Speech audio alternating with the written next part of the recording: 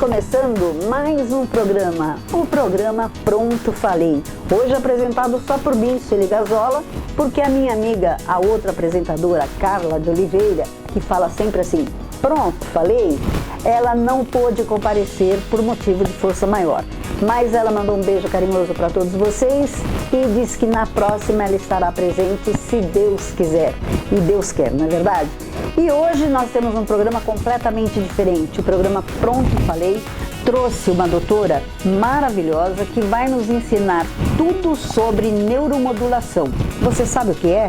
Nem eu. Mas nós vamos ficar sabendo já já com a doutora Carolina Souza. Preste atenção no sobrenome, Montanher.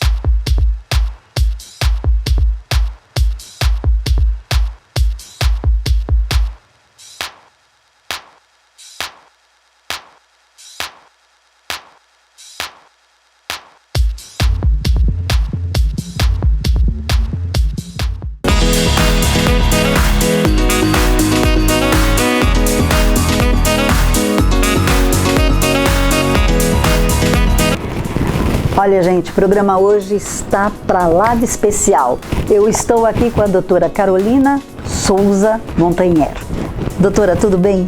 Tudo ótimo. Agradeço imensamente a organização do programa pelo convite. Espero poder responder as suas perguntas e tirar dúvidas sobre o tema. Olha só que doutora jovem e bonita, não é?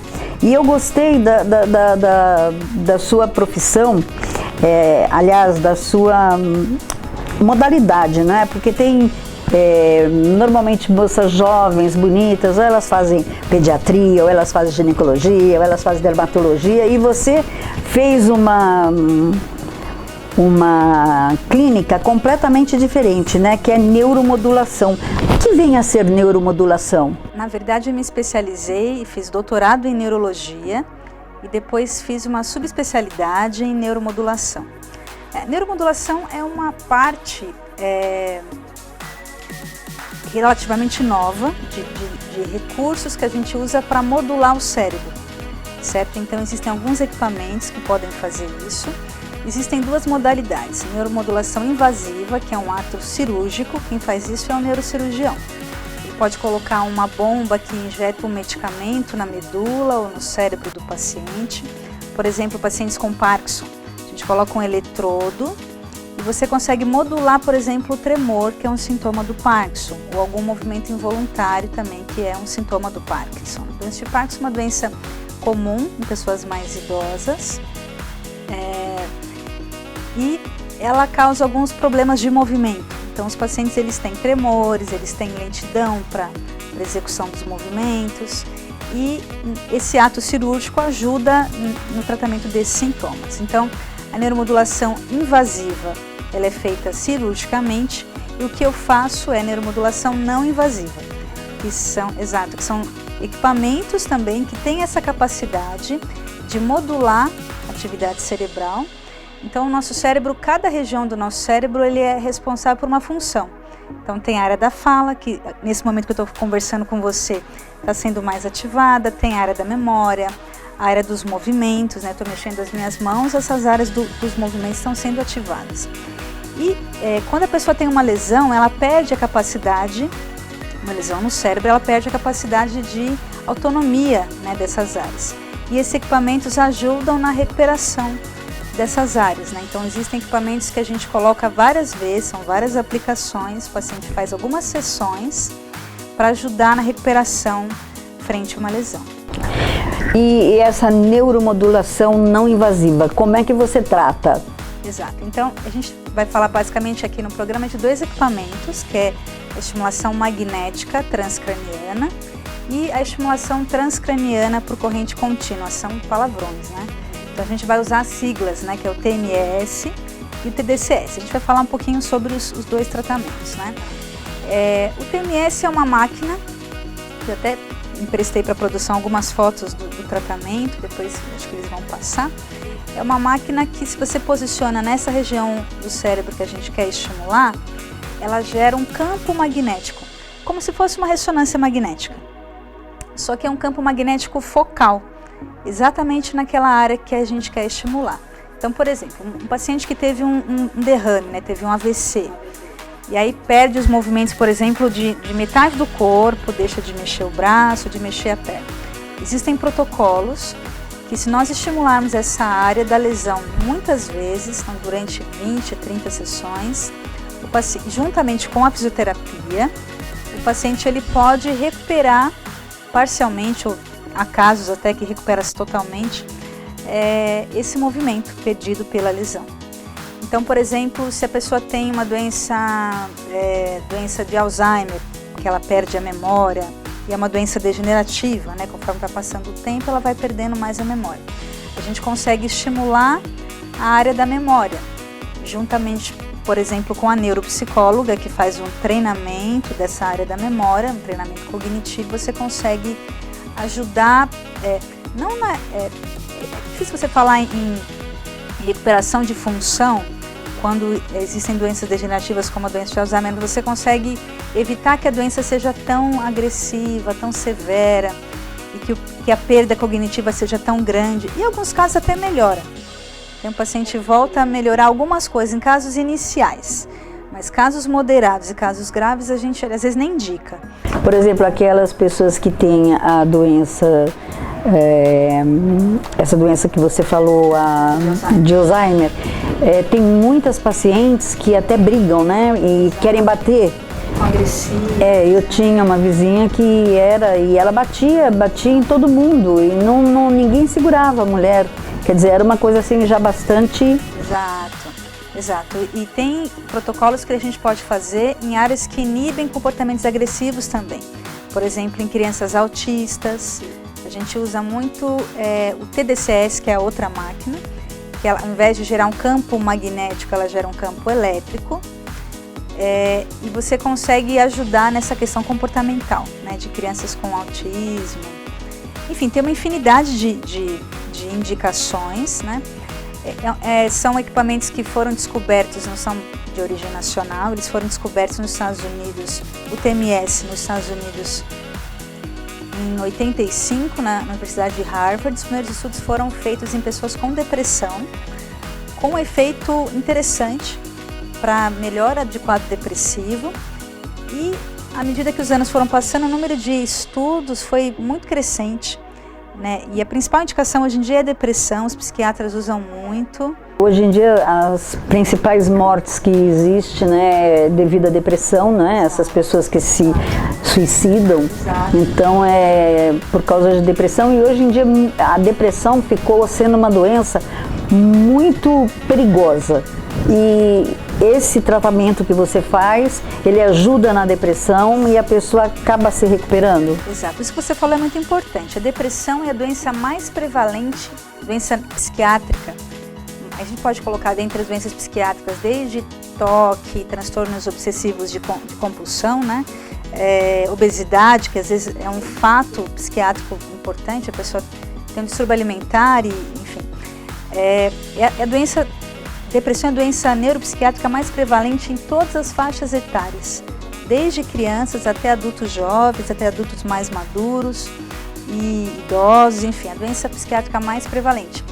E esse tratamento, normalmente a gente aplica quando o paciente já fez um tratamento medicamentoso e não teve uma boa resposta. Então ele já tentou medicamento 1 a 2 vezes, trocou de medicamento, não resolveu, aí a gente coloca a neuromodulação como recurso para tratamento desses casos, né? Lá no Hospital das Clínicas nós temos um setor de neuromodulação dentro do Instituto de Psiquiatria, que é o centro que nós temos de psiquiatria do HC, um andar inteiro só de neuromodulação para pacientes psiquiátricos. A gente trata desde abuso de álcool, abuso de drogas, até, tem fator psicológico envolvido, né? Até esses casos, como a gente mencionou, de depressão. Para as drogas também, como você citou, lá no Hospital das Clínicas, o HC, existe a possibilidade de uma pessoa chegar lá e começar a fazer um tratamento? Porque lá é gratuito, se não me engano, não é? Então isso é utilidade pública, não é, gente? Então se você tem aí na sua casa um drogado, um alcoólatra, pessoas assim, como a doutora está falando, dá uma chegadinha lá, né, no HC. Qual que é a parte mesmo que eles têm que procurar? Só procurar o setor de neuromodulação. De neuromodulação. Setor de neuromodulação, e nós temos pesquisas científicas em várias doenças, né, doenças psiquiátricas, né?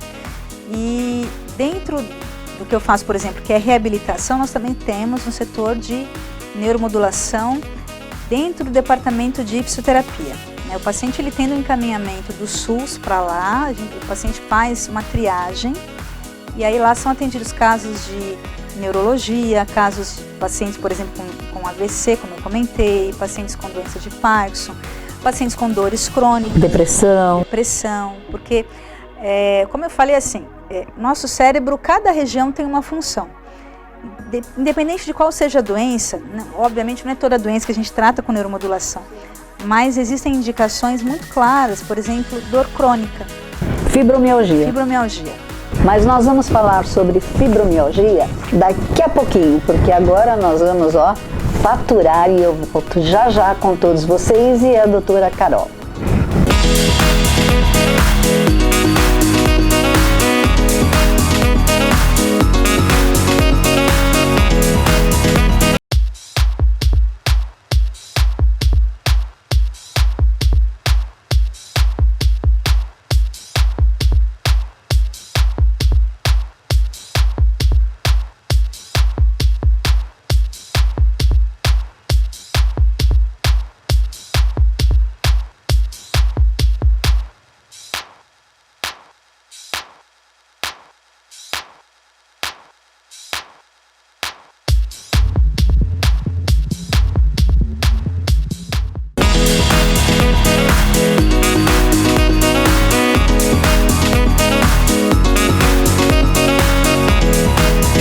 Estamos de volta com o programa Pronto Falei, juntamente com a doutora Carolina Souza Montanher. Doutora Carolina, nós estávamos falando da fibromialgia. Fibromialgia dizem que é uma doença que dói tudo e não passa com nada. É fato, é mito, o que é? É verdade, infelizmente é uma doença que as pessoas têm dores da alto da cabeça à planta dos pés. É uma doença que é multifatorial. Não sabe-se muito bem estabelecida assim, a causa dessa doença, e é uma doença que a pessoa tem dor crônica, é uma dor que é constante. Existem protocolos específicos de neuromodulação para a fibromialgia, não apenas para a fibromialgia, mas também para doenças que causam dores crônicas, como por exemplo, se o paciente tiver uma osteoartrose de joelho, ou uma osteoartrose nos ombros, ou uma cervicalgia durante muito tempo. O que a gente considera uma doença crônica? Uma doença que tem uma duração de mais de 6 meses. A pessoa tem uma dor que persiste por mais de 6 meses, a gente pode considerar uma doença crônica. E aí existem protocolos que nós fazemos normalmente uma inibição numa área que... uma excitação, numa área que controla os movimentos, que nós chamamos de área motora. Essa área motora ela tem uma conexão importante com uma área que controla a dor no nosso corpo, que é uma região chamada tálamo no cérebro. E aí, por esse efeito inibitório, a gente consegue inibir a dor de cima para baixo. É diferente da gente, por exemplo, do paciente fazer uma fisioterapia, fazer um movimento e tratar aquela dor de baixo para cima, tá? Inibindo a dor de cima para baixo, certo? Então, os efeitos eles são bem satisfatórios. Tem casos de pacientes com dores há anos e a gente consegue até zerar a dor do paciente se ele opta por esse tipo de tratamento, né? Que é uma intervenção não invasiva. Qual que é o percalço, né, desse tratamento? Acho que eu estou falando de coisas boas, é importante falar das dificuldades. Né? É um tratamento que o paciente precisa ir no centro, onde ele está fazendo, no serviço, na clínica ou no hospital, diariamente, durante o período do protocolo. Então, o protocolo ele tem 2 fases, que nós chamamos de uma fase de indução, que a gente está induzindo uma resposta terapêutica. Então, o paciente tem que, por exemplo, ir 2 semanas, 3 semanas, 4 semanas, dependendo do protocolo, do diagnóstico que ele tem, Cada doença tem um protocolo diferente. E depois nós chamamos de uma fase de manutenção, que é, na verdade, um desmame do tratamento. Então, ao invés do paciente ir lá no consultório todos os dias, ele passa aí 2 vezes por semana, uma vez por semana, aliás, ao contrário, 1 vez por semana, depois 2 vezes por semana, depois a cada 15 dias. É um desmame, né? Tem paciente que vai 1 vez a cada 6 meses, mas essa fase de indução é importante para que haja uma consolidação daquilo que a gente está fazendo, né, no cérebro. Me diz uma coisa, e a neuromodulação, ela também trabalha com artrite, artrose, osteoporose? Osteoporose não, mas dores crônicas, por exemplo, da artrose, da própria artrite. Existem protocolos para isso também, né? Muitas pessoas têm dores nas articulações, né? E fazendo protocolos específicos para isso. Nas juntas, né? Isso, justamente. Me diz uma coisa, doutora, a neuromodulação, ela trata alguma coisa assim como tipo trombose, essas coisas ou não? Não tem nada a ver, né? Não existe protocolo. Existem protocolos, só que interessante, para melhora da performance física de atletas, por exemplo. Existem protocolos, isso foi muito utilizado na última Olimpíada com o TDCS, não com o TMS, que é aquele que eu comentei com você, que faz o estímulo elétrico. Se a gente coloca, por exemplo, um atleta do ciclismo, você coloca lá na área motora, né, a área que controla os movimentos dos pés, das pernas, e o atleta faz a bicicleta ali durante algumas horas, né, durante o período de treino dele. Isso aumenta a capacidade dele no treino, porque aumenta a força muscular. Você imagina, se a gente consegue um desempenho bom diante de uma doença, diante de um problema que limita o movimento, por exemplo, como um AVC, uma doença de Parkinson, outra doença assim, imagina o resultado disso numa pessoa saudável que tenha um desempenho acima da média, né? Então isso é muito usado por atletas também para aumentar o desempenho esportivo. Sim, eu me lembro uma ocasião em que o Ayrton Senna, ele teve um problema se não me engano, eles falam, né, que é um AVC, ele ficou meio torto, assim, a boquinha dele ficou meio torta, mas logo voltou. Mas tem pessoas que têm essa doença do AVC que ficam muito debilitados, né? Eles não conseguem nem mexer a mão. E eu estive vendo um vídeo seu, e você consegue, né, fazer com que a pessoa mexe a mão.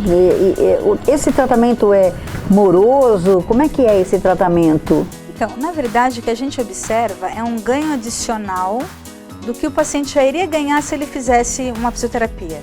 Por exemplo, o tratamento de fisioterapia para reabilitação ia durar 1 ano, fazendo fisioterapia para melhorar o movimento. Com a estimulação, ele ganharia isso em 1 mês, 2 meses. Eu tenho um caso pessoal de um tio muito querido que teve uma queda de cavalo fazendo hipismo. Ele teve uma fratura numa região alta na medula cervical e, assim, perdeu praticamente os movimentos, assim, das pernas, dos braços. E logo quando ele saiu do hospital, nós já iniciamos a estimulação dele. É um caso que eu conto até no meu Instagram, tem um vídeo de depoimento dele lá. E aí ele recuperou depois de 2 meses as funções, assim, praticamente todas. Agora, isso foi no carnaval do ano passado, 1 ano depois do tratamento já teve alta, mas a vida dele está normal, ele voltou a trabalhar. Então, assim, o que a gente observa é um ganho adicional no que nós teríamos se o paciente fizesse um tratamento convencional. Quer dizer, é um tratamento mais rápido, não é? Ele não é moroso, porque quando você faz essa fisioterapia, demora, né? Então, às vezes a pessoa consegue, muitas vezes não consegue, né? Eu sei porque a minha mãe, ela teve artrose, artrite, osteoporose, e eu levava ela para fazer hidroginástica. E ela fazia também alguns exercícios, mas era muito moroso e não conseguia mesmo a reabilitação, entendeu? Agora, como é que você me explica, você falou do ITDS, né? TDCS. Agora o TMS, como é que ele funciona? Então, o TMS, ele é uma bobina. No momento ele é um pouco grande assim, acho que eu trouxe uma foto para a produção, acho que eles podem colocar. E nós colocamos, é um aparelho que gera um campo magnético, você coloca na região do cérebro que você vai estimular e você gera consegue modificar a atividade cerebral estimulando essa região. O TDCS, ele tem um mecanismo um pouco diferente. Ao invés de ser um campo magnético, ele gera um campo elétrico. Porque o cérebro ele conversa através de elétrons, né? As comunicações cerebrais, elas são elétricas, né? Um neurônio conversa com outro através de eletricidade. Então é uma maneira de você conseguir modular a atividade cerebral também através de eletricidade. Não é um choque, o paciente não sente o choque, ele vai sentir como se fosse um formigamentozinho na região que a gente está estimulando. É importante nós falarmos também de contraindicações. E quais seriam, por exemplo, efeitos adversos, né, que é importante as pessoas saberem. Efeito adverso do TMS, que é o que gera o campo magnético, é a convulsão. Pode gerar uma crise convulsiva se não bem aplicado, né, não seguindo as regras de segurança. Todo mundo que faz isso tem que ter primeiro socorro, a gente tem que ter um parâmetro de segurança para atender o nosso doente. Então, crise convulsiva é o principal efeito colateral que pode causar se você não atende às regras de segurança.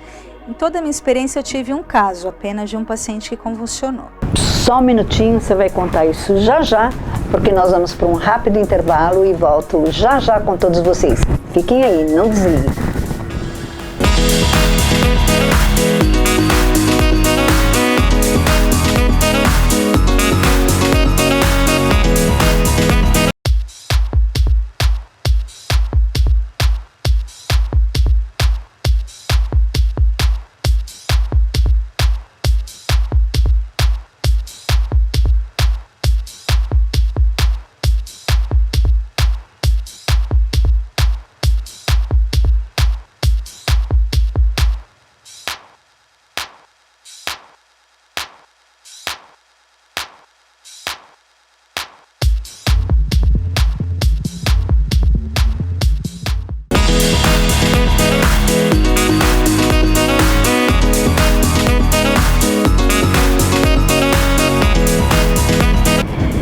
Olha só que maravilha, estamos de volta com a doutora Carolina Souza Montanher. Doutora Carolina, uma coisa que eu fiquei assim intrigada e eu acredito que todos os telespectadores também querem saber, não é? Existe alguma contraindicação sobre esse tratamento ou não? Isso, como nós estávamos comentando no bloco anterior, eu tive um caso de um paciente que convulsionou.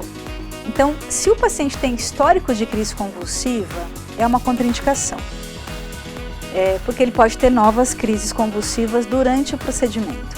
Às vezes a família opta por correr esse risco, né? Então, meu pai convulsiona, mas ele não mexe o braço, não mexe a perna, eu gostaria que fizesse um tratamento, mesmo assim eu assino um termo de responsabilidade, que já aconteceu de eu atender pacientes quando a família assume o risco, com histórico de crises convulsivas e o paciente fez o tratamento inteiro, não teve problema nenhum. Como eu já atendi caso também, com o caso desse paciente que a família optou por fazer mesmo assim, ele convulsionou durante o procedimento e nós tivemos que suspender o tratamento. Então, normalmente a gente não faz. Pacientes que têm crises convulsivas, que têm implantes metálicos no cérebro, a gente também não faz. São essas as principais contraindicações, né? De efeito adverso, como eu falei, essa crise convulsiva pode acontecer se a pessoa tem histórico de crise.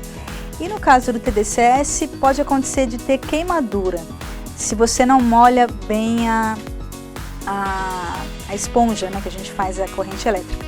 Mas isso é algo assim, tem casos na literatura, 4 casos descritos, isso é algo muito raro, nunca aconteceu. Mesmo no Hospital das Clínicas, que a gente atende um volume muito grande, né, de pacientes. E no consultório também nunca aconteceu.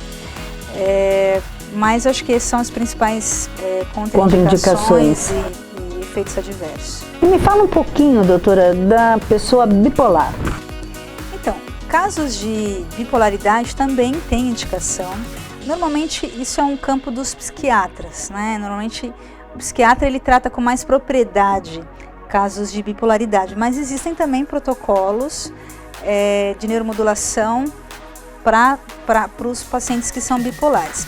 Uma pergunta interessante é: quem pode fazer a neuromodulação?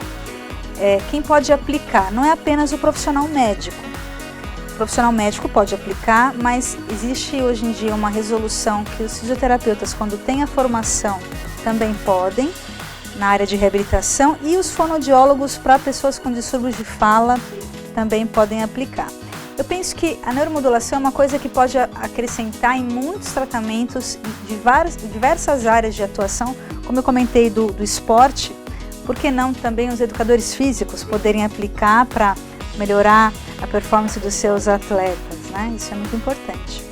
Nossa, que bom, né? Eu acho assim isso muito importante, né?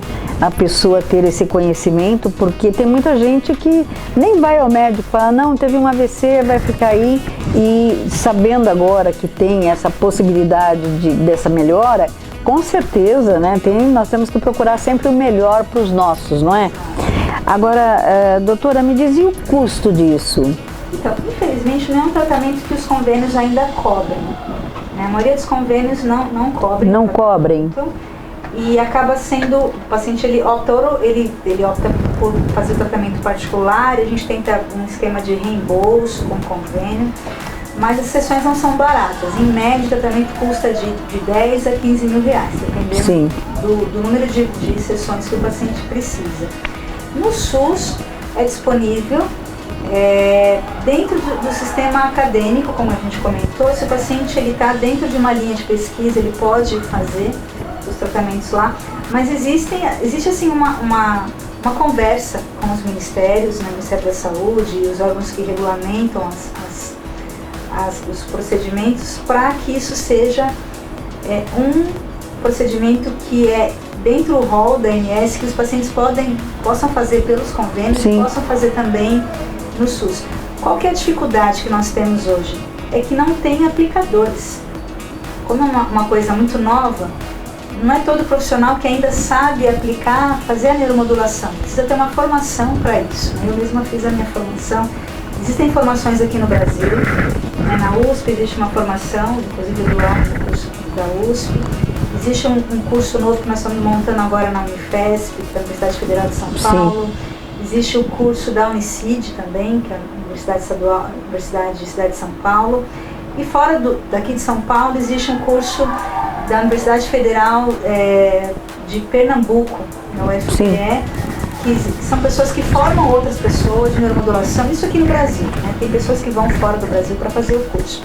Então, existem poucos aplicadores ainda, pela quantidade de pacientes que nós temos no Brasil. Acho que é importante a gente trabalhar nessa formação, né, de outros profissionais que possam aplicar nas clínicas, nos hospitais, né, nos seus serviços, para que a gente consiga alcançar o maior número de pessoas possível. E essa indicação vem de quem? Porque como eu não conhecia, muita gente também não conhece. E eu acredito assim, que, é claro, você fala em ginecologista, todo mundo te indica, você fala em neurologista, indicam, você fala, mas neuromodulação, por que não existe uma divulgação maior sobre esse tratamento? Porque uma linha de tratamento ainda novo, né? Como eu falei, começou nos Estados Unidos em 85. Aqui no Brasil, o Centro de Pesquisa do Hospital das Clínicas tem 11 anos, o serviço dentro da psiquiatria, da fisioterapia tem 4 anos, né? Eu faço na minha clínica há 5 anos, então é um tratamento bem recente. Aí você me fala, eu preciso de uma indicação para se fazer? Você não precisa de um encaminhamento médico para se fazer. Por exemplo, se for fazer com um fisioterapeuta que vai fazer uma reabilitação de um paciente com AVC, por exemplo, você não precisa de um encaminhamento médico. É importante que o fisioterapeuta tenha habilitação para se fazer e tenha uma facilidade de conversa com o médico para entender o doente, para entender quais são os objetivos, porque é um procedimento da fisioterapia, como é um procedimento médico, como é um procedimento dentro da fonoaudiologia para a reabilitação da fala. Então, se, por exemplo, alguém está me assistindo agora e tem o desejo de fazer, ele pode procurar um serviço que tenha neuromodulação para fazer, sem que haja... E é onde ele encontra esse serviço? Só no Hospital das Clínicas? Aqui em São Paulo, tem no Hospital das Clínicas, tem no ABC, na Universidade Federal do ABC, tem um grupo lá que faz pesquisas nisso também. Em algumas clínicas particulares, além da minha, tem outras clínicas que fazem também, aqui em São Paulo. E fora de São Paulo, na Bahia tem centros de pesquisa. Eu me recordo muito bem do centro que tem na Universidade Federal do Pernambuco, que é enorme, lá o centro de modulação, inclusive foi um dos primeiros do Brasil. Então, se a pessoa pesquisar, hoje em dia a internet é uma boa ferramenta para isso. Existem outros centros que fazem também, que é importante a pessoa se informar, né? Nossa, se a gente ficar aqui falando sobre isso, nós vamos acabar com o nosso horário, né? Doutora, eu gostaria que você deixasse sua rede social para que todos os telespectadores pudessem anotar aí, e você que tem problema, você que está com qualquer tipo desse problema que ela citou, procure o HC de repente, né? Ou procure o SUS, explica que você quer fazer um tratamento no Hospital das Clínicas. Quem sabe com esse encaminhamento você consegue, não é, fazer, ou também até o consultório da doutora, ela vai deixar aí a rede social dela para que você possa realmente procurá-la. Eu sempre acho que a informação é o melhor remédio, né? Se a pessoa se informar e ir atrás... Com certeza. Eu creio que é um recurso a mais, né, que pode ajudar bastante em muitos casos. A minha rede social eu vou deixar no Instagram, que é o @DRA Carol Souza, Souza com Z. Então vocês podem procurar, tem mais informações no Instagram. Só no Instagram você vai deixar. E o seu consultório fica onde? O consultório fica na Avenida Paulista. Paulista ao lado do MASP. Eu posso deixar o telefone? Pode, deve. O telefone do meu consultório é 11 3237 2031. Fica na Avenida Paulista, ao ladinho do MASP. Olha só que maravilha.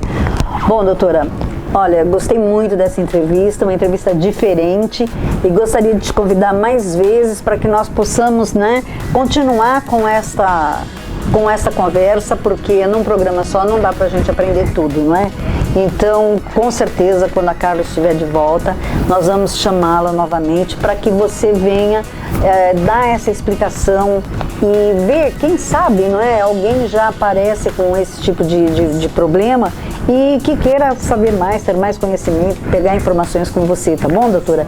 Muitíssimo obrigado pela presença, tá? Gostei demais.